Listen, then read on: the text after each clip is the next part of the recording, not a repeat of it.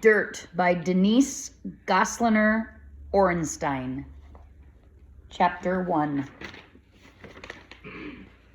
My Rocky Road. My father once explained that they named me Yonder because there's always something to learn way up ahead, yonder. Always a surprise right around the corner, sometimes sweet and sometimes sad, but always a fork in the road that could change your life. When my mother died 4 years ago, my father said, "Here is the fork, Yonder. Here is the learning just up ahead."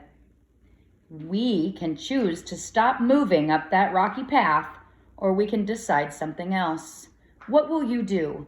What will we do together? Silence draped my little crooked house and the windows went dark. I crawled into quiet and decided to stay there. After all, words didn't work. Did it really matter if you called out at night, all alone in your narrow bed? Bring her back? Please, bring my mother back. Did it matter if you yelled at the top of your lungs until your throat hurt? If you yelled and yelled for her and there wasn't a single answer? It did not. It did not matter one bit. So I decided not to speak. Silence seemed safer. An unusual childhood disorder, the clinic doctor told my father, but it was almost as if my father hardly noticed that I'd stopped speaking. He was so lost in his own sadness. One afternoon at the shelter library, I looked up Speech Disorders and Children and found this: a condition in which a child who can speak stops speaking because of trauma or anxiety. Well, I thought, I suppose the doctor might have gotten it right. Although I wasn't sure if I really could speak anymore, even if I wanted to, I wasn't sure and I was scared to try. What if I opened my mouth and ugly words spilled out?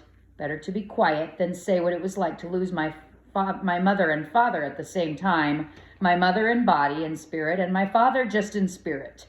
While he hadn't died in the car accident, it was not the same father as before. This new father heaved himself around the house as if his body were filled with cement. This is what I remember about my mother, how she loved to read to me before I went to sleep at night, the way her cheeks pinked up in the fall, and the broken front tooth that she cracked when we were ice skating on the Sheltertown pond. I remember my mother's short, wavy, dark hair and the soft khaki jacket that she wore even inside. The one with the blue ink stain on the left shoulder, both sleeves torn to the elbow, making it look like she had 4 arms. My mother's fingernails were long and splintered from the cold Vermont winters. Sometimes they scratched my scalp when she brushed my hair. She smelled like maple syrup, burnt sugar over ripe apple. Even though I was little, I knew that the fork in the road my father talked about offered only one possibility. We would surely walk that way rocky path because we didn't have a choice. We would move forward because there was no going back. The fork in the road was there, just as he always told me, but we would take the more difficult turn and keep struggling uphill. And so we did. I didn't understand how rocky a road could be back then. I didn't understand how slippery or how full of twists and turns, and then my fork led the way to a lonely pony who needed me as much as I needed him. But I didn't know dirt was coming way back then. A 4-armed octopus. That fall, school started earlier than usual, something that I found to be irritating to say the least. The end of August was still summer, wasn't it? And it should have been illegal for school to start before September. The school hallways still had their musty smell. The light bulbs in the stairways still flickered on and off, and the kids were already waiting to find someone, anyone, who was different. That someone seemed to be me.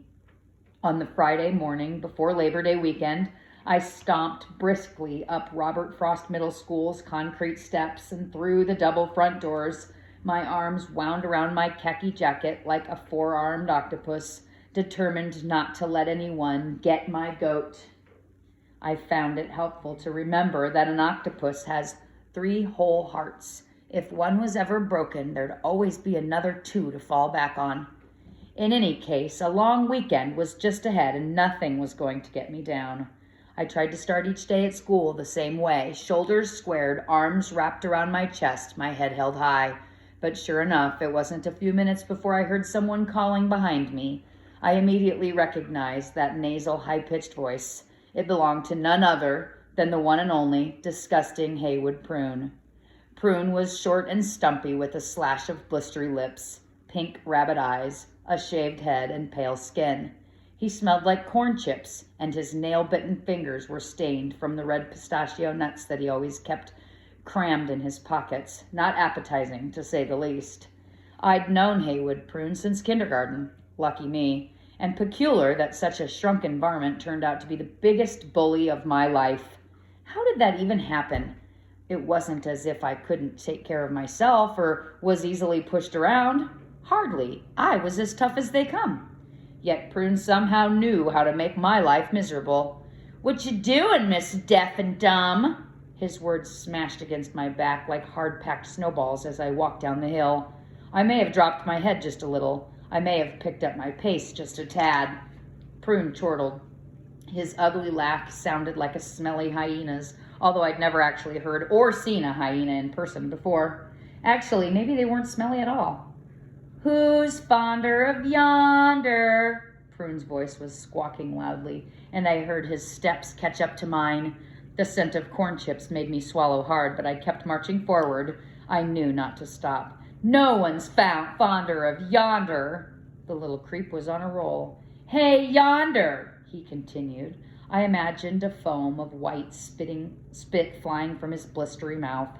"Headed to your locker?" Actually, I was going to my locker. I needed to hang up my jacket and find my language arts composition book. Luckily, my locker was just a few steps away. Unluckily, Prune and a growing gang of followers were right behind me. I stood still for a second, thinking about a possible escape, but it was too late. The boys crowded together, chortling and licking their lips in anticipation. Maybe some stupid Robert Frost teacher or even Principal Flint would make a surprise appearance to provide emergency assistance. And it wasn't often that I wished for the appearance of any adult at school. No way, no how. The first thing I saw was that my locker handle was coated in a greenish slime. Yuck. But I pretended not to notice. This had happened several times before, someone leaving nose cooties all over the handle, and I didn't want to give Prune and his followers the satisfaction of seeing my horror and disgust all over again, so I simply nudged the locker open with my elbow and reached inside for my book. I heard the mash of boys behind me squeal. I felt dampness on my hands and looked down. There was something strange about the blue and white gym shorts that were hanging on my locker hook and that had brushed my arm below. Yes, there was definitely an inky black mark of some kind, and a sharp, familiar odor filled my nostrils. It reminded me of the cleaning stuff my father sometimes squirted on our dirty table when I stained it with paint or marker. I squinted in concentration. The smell grew stronger. The boys laughed with pure delight. "Oh, yonder!" Prune was practically bent over in glee. "Guess you won't be wearing your gym shorts today." And then Prune and his entire crew pranced gleefully in unison, just like they'd rehearsed their ugly dance in Mr. Tisdale's Performing Arts Mobile, think trailer, classroom. Mr. Tisdale had insisted we all learn the authentic version of the Virginia Reel, something I was actually quite good at. "Yonder can't wear her gym shorts," the mini-mob chanted mindlessly. Clearly these nitwits were one sandwich short of a picnic. I looked down at my shorts again. What was that smell? And why were the shorts beginning to glob together? And it quickly became apparent that the pretty faux silk fabric was attached to my hand. Yep, no doubt about it. The hems of my brand new gym shorts were covered with glue and pen ink, the very same cement glue and black ink we had used the day before to make our class Greek diorama. All at once I recognized the odor and I felt the squish on my fingers. The glue was apparently yet to dry and probably never would. Silk and adhesive were not a good mix. It figured that Prune and his band of idiots didn't realize that. Prune was laughing so hard that I thought he might choke. Then he grabbed my shorts right out of my hand and smashed them back into the right sleeve of my mother's khaki jacket, so there was glue everywhere, all over me. That's when I lost it. I felt my face and neck turn the color of my hair. I hate all of you, I screamed in my head. You're a bunch of pathetic losers.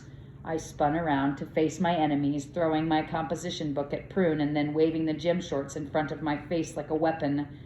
Matadors in Spain have been known to use the exact same move in bullfights. To my surprise and relief, Prune and each and every one of his gang had somehow vanished. There wasn't a single fifth-grade delinquent in sight. Instead, to my surprise and distress, my previous wish from a few moments before came true right in front of my flushed face. Young lady, Principal Flint said sharply, hands on her hips, what in high heavens has gotten into you? I craned my neck to look down the corridor, on the lookout for the missing criminals. I wanted to tell her what in high heavens had gotten into me. I wanted to tell her about how miserable Haywood Prune was making my life. But as usual, I had no words. Principal Flint raised her voice an octave. Yonder, she said, without an ounce of sympathy. I'm really mystified by your behavior lately, but enough is enough. She wiped her forehead in what seemed to me to be a very theatrical gesture. This was the second example of your poor behavior this month. We're still cleaning up those unpleasant things you wrote about your fellow students on your desk. Permanent marker is called that for good reason. My office, right now. Let me tell you, justice is definitely blind. Principal Flint suspended me for 2 days, so I stopped going to stupid Robert Frost Middle School for an entire week. Just like that. Why not?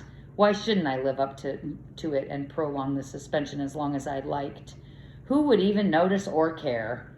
Our home phone had been cut off for months, and I hid the first school notice and then the official school letter from my father without a second thought. He slept until late afternoon on the days he didn't work anyway, and on work days at the orchard, my father didn't get home until early evening. That's when he made it into work. That's when he made it into work at all. How's school, darlin'? He'd sometimes ask absent-mindedly over a dinner of baked apples or apple bread. Learnin' anything? I'd nod, and he'd nod.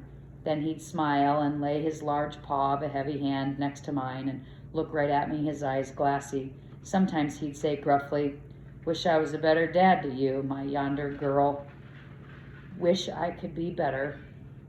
And soon my eyes would water from the hot apple steam, and his eyes would water too, and we'd look at each other like strangers.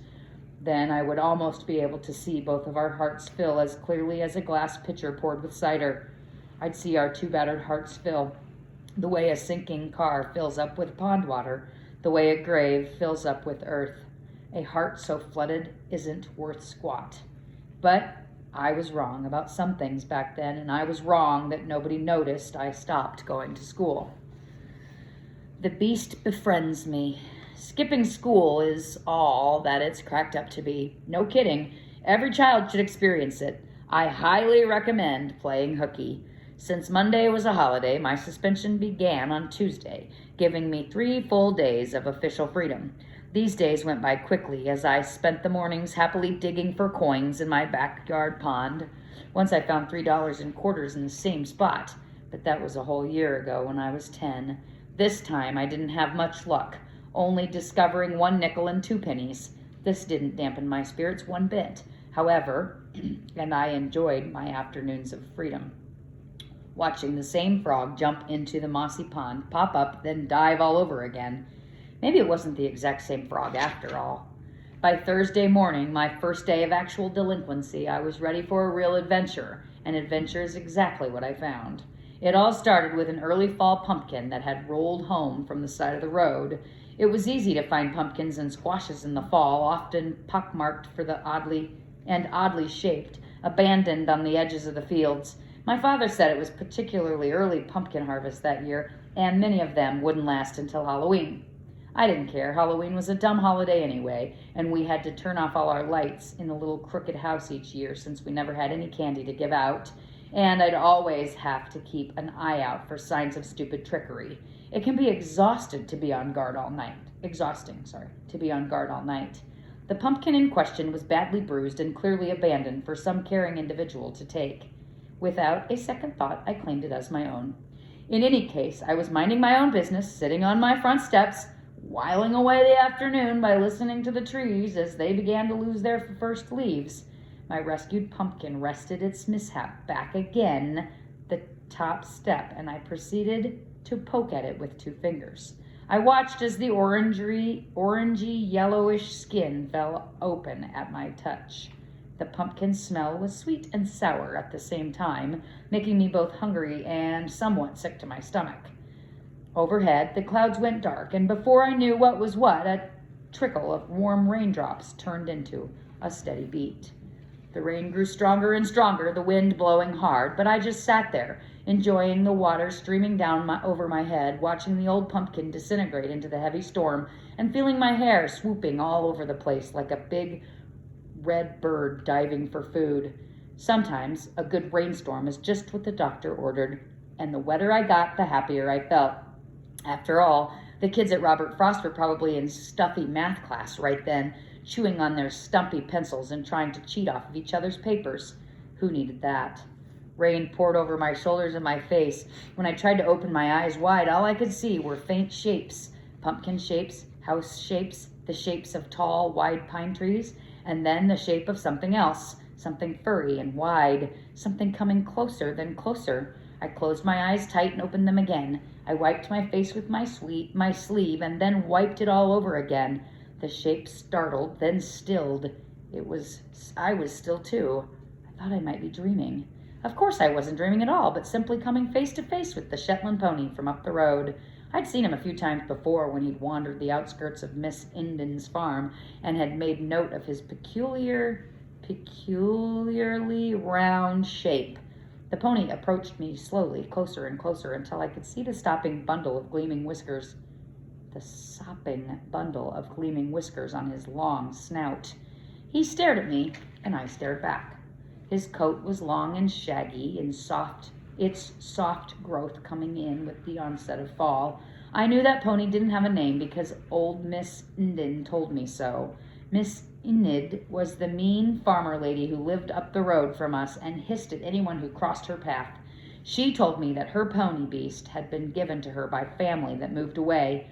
She told me that the beast ate everything in his line of sight, including her reading glasses, newspapers, and trash, vegetables and flowers from her garden, a pitcher of iced tea left out on the front porch, part of the plastic pitcher included, Scotch tape, wrapping paper, cardboard boxes, and the rims of rubber boots. A wooden sign advertising mums for sale. Mums, too. She said the beast was evil, and she had tried to sell him, but to no avail. Apparently no one was interested in buying an evil pony beast. So there I was, drowning in the pouring rain, face to face with the beast himself, eye to eye with a bushy monster. And when I say eye to eye, I mean eye to eye. Even through the sheets of rain, I could see that the beast had only one eye. I had never noticed this before, since we had never been in such close contact. But it was abundantly clear. Old Miss Enid's pony beast had only one single eye. Like the Cyclops from Crete, the massive creature stood before me, drenched, his mane soaking, one eye wide winking, the other gone. Who knew if this monster bit, or kicked, or stampeded? I shivered and leaned away. The beast stepped forward, swung his dripping head, then pounced on the pumpkin. Before I knew what was happening, his whole face disappeared into the soft orange skin. When it emerged, there was pulp dangling from the beast's long red pony whiskers. I couldn't help but laugh, but then I stopped. What was a girl to do? How would the beast find his way home, and how could I let cranky Miss Enid know that he was right here in my own front yard? As usual, my father was dead asleep in his bedroom, and there was no one else around. Pony beast, I whispered in my head. Go away. Go home. He didn't move, but nudged his big head closer to mine. I could see where the one eye might have been once, an eerily blank socket inside of a pupil and lid. The beast stank like nothing I had ever smelled before, and I sneezed.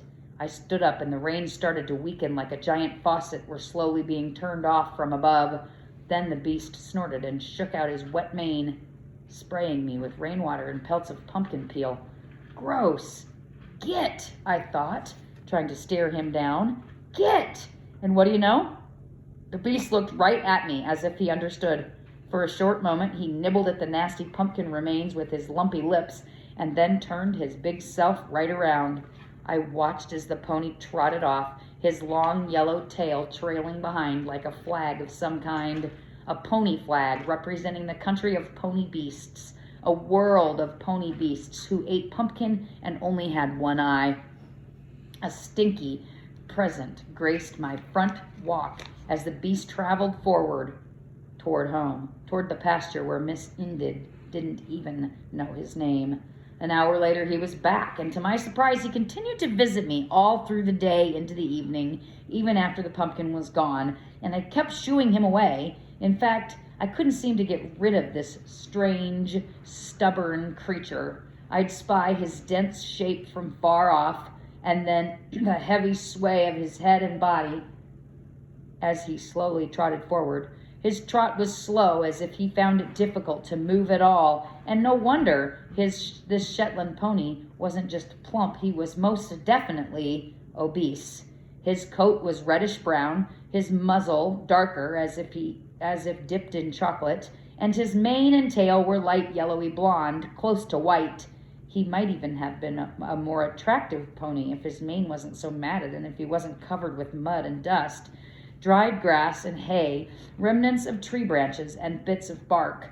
During one of his visits, I found a long blue feather stuck to his rear, and on the next day, a wad of bubble gum on his left hoof.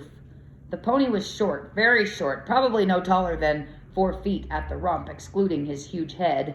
I knew this because I could almost see over his ears, and according to the measuring stick I kept in the kitchen broom closet, I was 4 feet 9 inches. Of course, it was sometime last year when I most recently measured myself, so there was no telling what my height really was. I hadn't weighed myself for an even longer time, not since the school nurse completed my health chart in 3rd grade. Too thin, she muttered to herself when I stepped off the scale. What have you been eating anyway, bread and water? Actually, I had been eating bread and water and was steamed that the nurse hit the nail on the head. My father brought home long packages of spongy white bread wrapped in cellophane, printed with a red and blue balloon pattern. The bread was so soft that I could mash it up into a kind of clay with bits of soft apple pulp and then roll it into small spongy balls. It tasted particularly good, all scrunched up like this, and when eaten with a large glass or 2 of water, the bread balls filled up my belly so I wouldn't wake up hungry in the middle of the night. The pony, however, had apparently eaten more than just bread. He was almost as round as he was tall, his enormous stomach sagging pitifully toward the ground. Shetland ponies have a tendency toward lameness from overeating. I remembered reading that in a textbook last year during the stupid Know Your Animal Friends unit at school. And it is essential that their weight be managed when not living in the wild. If not, they will quickly become dangerously overweight. It became immediately clear that the textbook was correct. The Shetland that kept on appearing at my door didn't seem to care what he gobbled up, but would inhale everything in his path, including the sneaker that I'd left outside to dry after the rain and the stick of juicy fruit I'd been saving for later. And so I could see from the get-go that Miss Enid was right about one thing. This pony beast was definitely devilish.